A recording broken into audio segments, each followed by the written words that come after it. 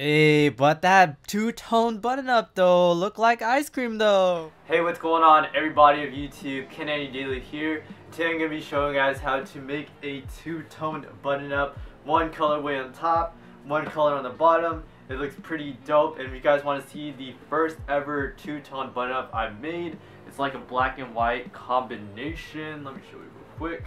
If you guys watch my KAD talks, you already saw this, but for all you who haven't, here you go. Here's the black and white combination.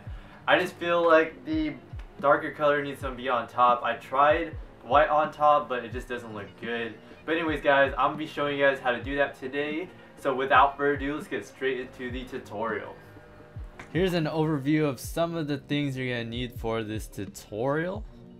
For the materials, you're gonna need two different button ups. I really recommend getting a size up from your normal size so we can slim it down later. It just makes the tutorial so much easier. And then you're gonna need a button up that fits you almost perfectly. For the tools, you're just gonna need your standard cutting tools, so a pair of scissors or rotary cutter, some pins, and then you're gonna need a straight edge ruler. And that's everything that you're gonna need for this tutorial. To start off, we're gonna start by cutting the top and bottom piece of the new two-toned button up. So grab the button up that you want to use as the top piece, and then you want to go grab your ruler, and then you want to position the ruler halfway in between the fourth and fifth button from the top button, so the button that connects the neckline together. So you want to find where that is, and then you want to cut in between those two buttons. You don't have to cut straight across like I do. This is just for example. You can go any other direction that you would want, but you'll end up with something like this. Next, you want to cut out the bottom piece of the two-toned button up. So grab your second button up and then grab the bottom piece of the first button up that you cut and then place it right over. Make sure they align in the middle there. So just make sure on both sides it's pretty even. After you finish that, go grab a rotary cutter or pair of scissors and do the same exact thing and cut in between the fourth and fifth button. And then once you finish cutting, it should look like that. After you finish cutting both button ups, you should end up with two pieces like this. Next, we're going to be preparing the bottom piece to be sewn onto the top piece. And first, we're going to be slimming the button up since we sized up. So grab the button up that fits you well and place it over the bottom piece of the two-toned button up, and make sure that the middle pieces align. Then you want to go grab your rotary cutter or scissors again, and then you want to cut a 1.5-inch outline from the actual button up. The reason why we need that allowance is because we're going to be sewing that piece together, so you need an allowance, because if you don't, it's going to make it as slimmer than you think. So once you cut the sides, you should be able to take the two pieces together like this. Like you can be able to pull it up like that. There you go. Next, we're going to be pinning the bottom part of the two-tone button up to the top part.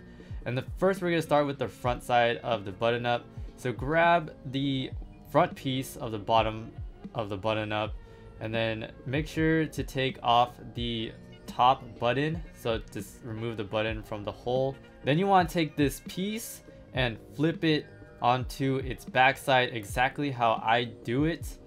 And before you start doing the pinning, you want to remove the button off the bottom part of the top piece. So just remember to do that before you do the next step. So these two pieces are going to match up with each other. So here you go. So this piece will match up with this piece, and then the other side will match with the other side. And then you want to get your pins and start pinning across.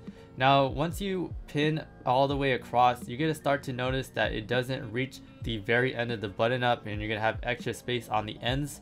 That's fine, because we're going to be getting rid of that anyways, so don't worry about that. So just pin it as far as you can to the outside of the button up. Once you finish one side, you want to go ahead and do the other side. So start pinning it into place. Make sure they match on the ends there, because if it doesn't match on the ends, it's going to show on the front side of the button up, and you don't want that to happen. Here's a close-up of what should be pinned. Notice that it's pretty much aligned on both sides. There's no puckering or anything like that. As I mentioned earlier, you're going to know the space on the sides there. Again, don't worry about it, because that's fine, because that's just going to be removed when we cut off the excess fabric. So don't really worry about it too much if you end up with excess fabric on these sides. Now you want to take it to your sewing machine and do your zigzag stitch. I recommend to straight stitch this first and then go over with a zigzag stitch. And just want to stitch along the pinned area and start and end with the back stitch as always. Once you finish one side, go ahead and do the other side, and it's okay to sew over the excess fabric or excess side fabric that I mentioned earlier. Like I said, it's gonna just be removed. So just take your time on this because you want to make it look as clean as possible. Once you finish all the sewing, it should look something like this. Make sure to pull just in case if any loose threads are there.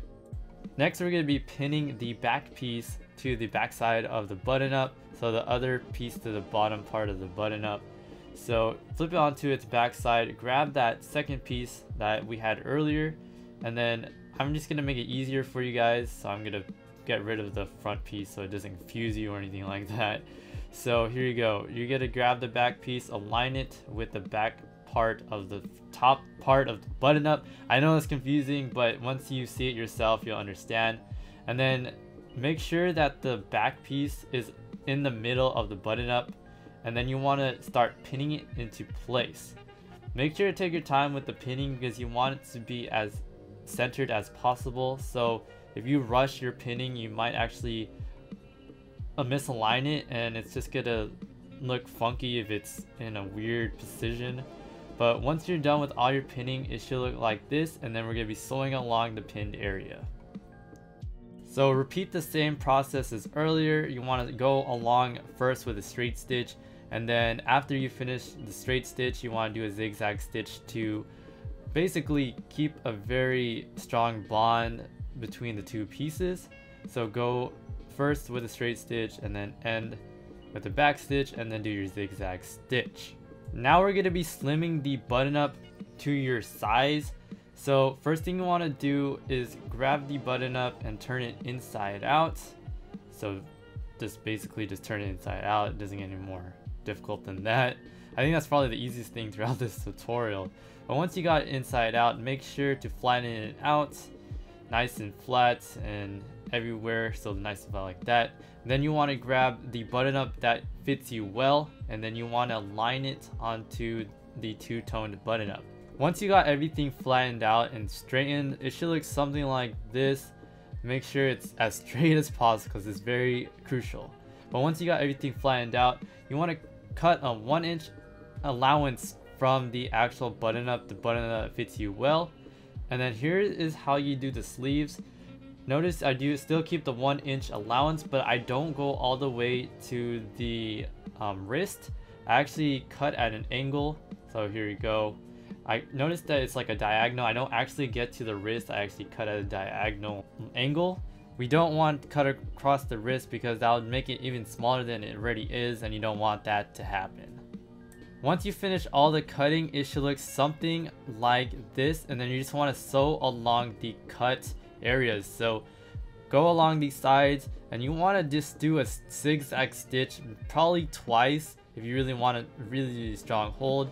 Otherwise, I only do about 1 zigzag stitch on each side, and then after I do the zigzag stitch, I just do a straight stitch to secure the zigzag stitch.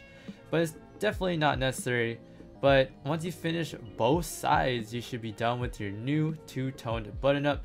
Let me know what you guys think about this colorway versus the other colorway, so the black and white versus the blue and white. Let me know what you guys think about it. But that's the tutorial. Hope you guys like it, and I hope to see you guys soon. KAD Daily out. Peace.